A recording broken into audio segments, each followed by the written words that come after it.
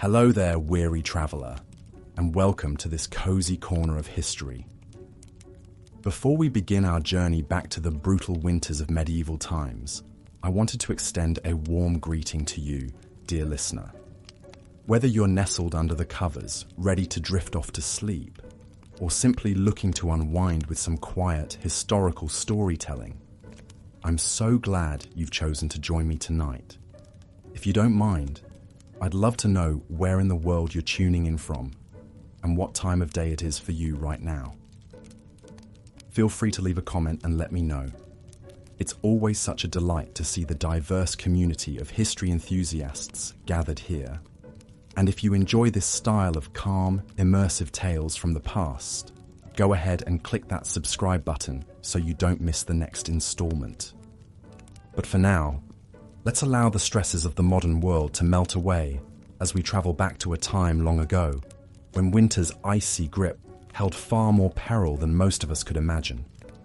A time when the changing of the seasons brought not just inconvenience, but genuine fear for survival. Picture yourself in the countryside of medieval Europe.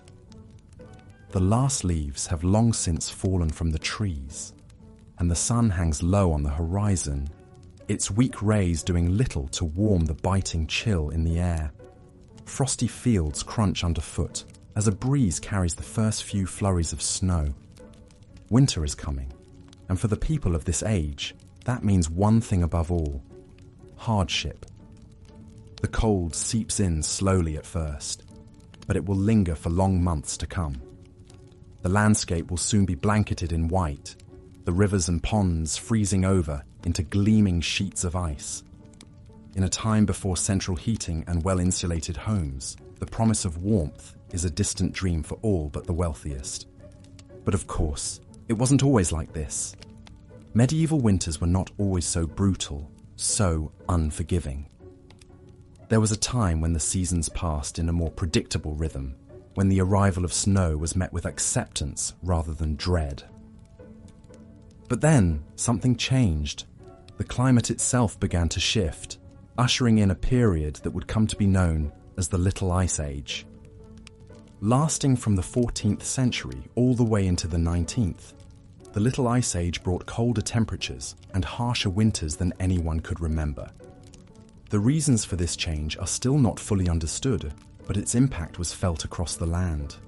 Crops failed, livestock perished, and the icy winds blew ever harder. One of the most famous examples of the Little Ice Age's fury was the Great Frost of 1709. That winter, temperatures plummeted so low that rivers and lakes froze solid. In London, the River Thames became a frozen highway, with people setting up shop and even lighting fires right on the ice. It was a surreal sight, but one that came at a cost. Many perished from the cold that year, huddled in their homes as the world outside turned to ice. But amidst all the suffering, there were some who found a strange sort of solace in the frigid weather. One such figure was a young Isaac Newton, then a student at the University of Cambridge. When the Great Frost hit, Newton was forced to return home to his family's farm. There, huddled by the fire, he found himself with ample time to ponder the mysteries of the universe. It was during this unexpected break that Newton began to develop some of his most groundbreaking ideas, laying the foundations for his theories on calculus and optics.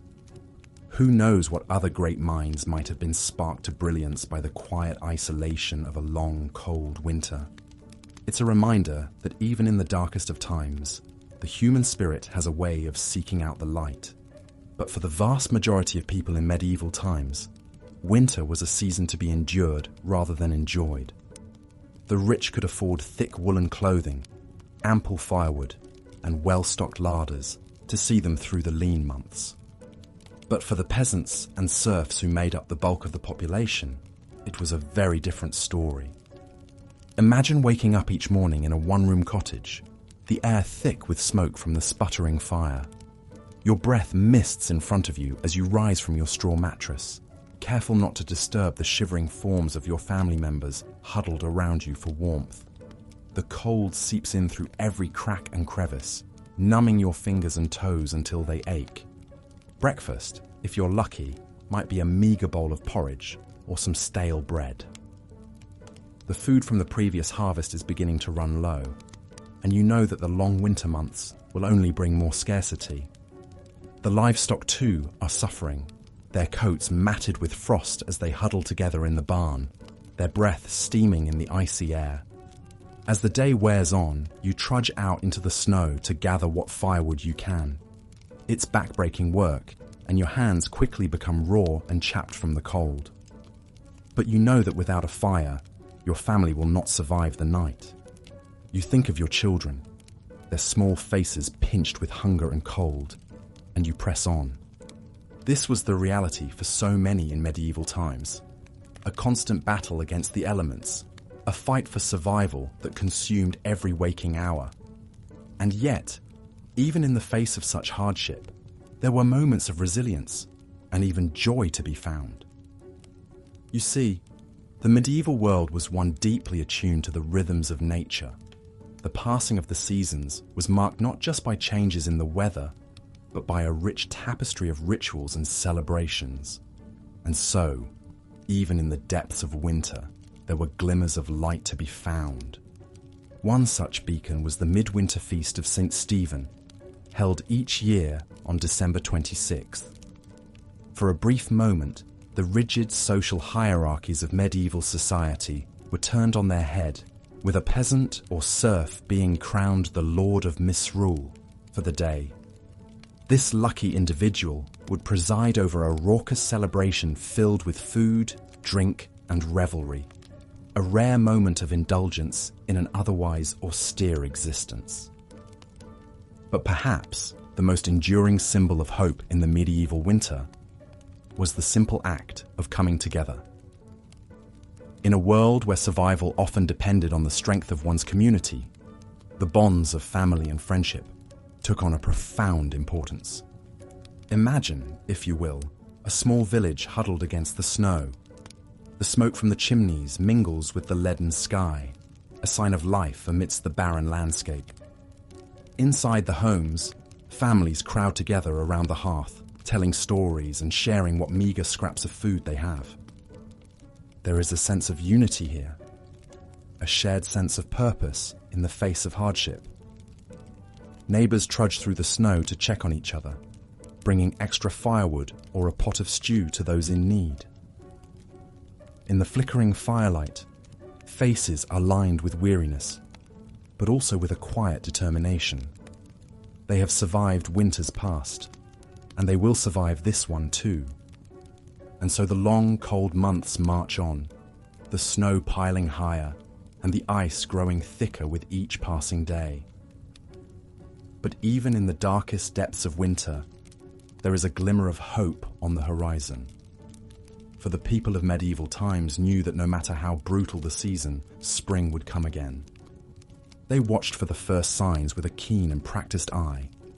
The slight lengthening of the days, the softening of the earth beneath the snow. And when at last the thaw began, it was celebrated with a joy and reverence that we can scarcely imagine today. Plough Monday marked the official end of the winter season, a day when work in the fields could begin anew. The ploughs that had lain idle for so long were brought out and blessed in elaborate ceremonies, a symbol of the renewed cycle of life. As the first furrows were cut into the earth, there was a palpable sense of relief and gratitude in the air. Life had been hard, yes, bitterly hard at times, but they had endured. Through the long dark of winter, through the hunger and the cold and the gnawing uncertainty, the people of medieval Europe had held fast to the promise of spring. And now, as the land began to thaw and green shoots pushed their way towards the sun, that promise was fulfilled. It's a resilience that is hard to fathom in our modern age of convenience and comfort. The idea of facing such relentless hardship year after year is almost unimaginable. And yet, there is something deeply humbling in the knowledge that our ancestors did just that. They faced the brutal reality of their world with a strength and fortitude that is nothing short of remarkable.